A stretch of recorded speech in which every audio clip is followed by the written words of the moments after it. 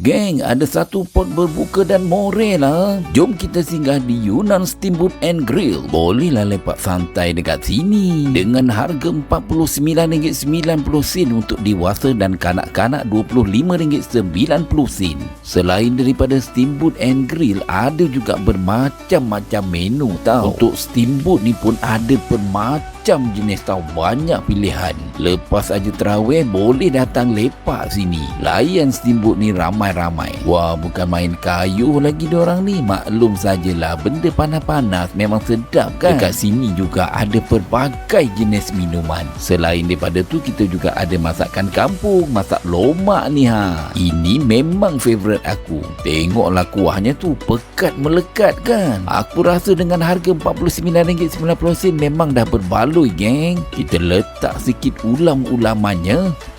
Memang mantap ni dengan sambal belacannya. Aku kalau dengan ulam memang tak boleh lepas punya geng. Mungkin faktor umur kot. Sambal belacan dia memang menyengat. Disulam pula dengan masak lomak ni.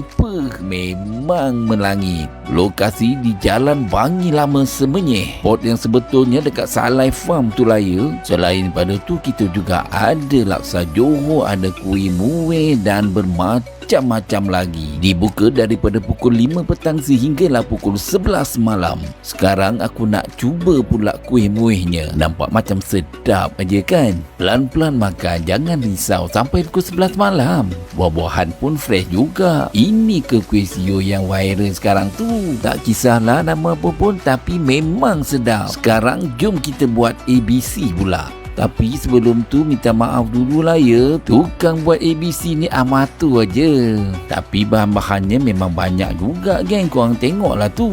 Nampaknya Zara ni dah boleh jadi penjual ABC lepas ni. Sedap juga. Kita pusing lagi satu round. Ternampak pula mihun soto ni ha. Wah, banyak juga aku makan malam ni. Macam mana perut tak maju ke depan. Siap dengan cucur udang kuah kacang lagi tu. Oh ya, lupa pula Yunnan Steamboat and Grill ni akan beroperasi puasa ketiga nanti. Boleh tahan juga mihun sotonya. Terjumpa pula TikToker Botak Makan and Family. Yang berdekatan, apa tunggu lagi geng? Boleh terus.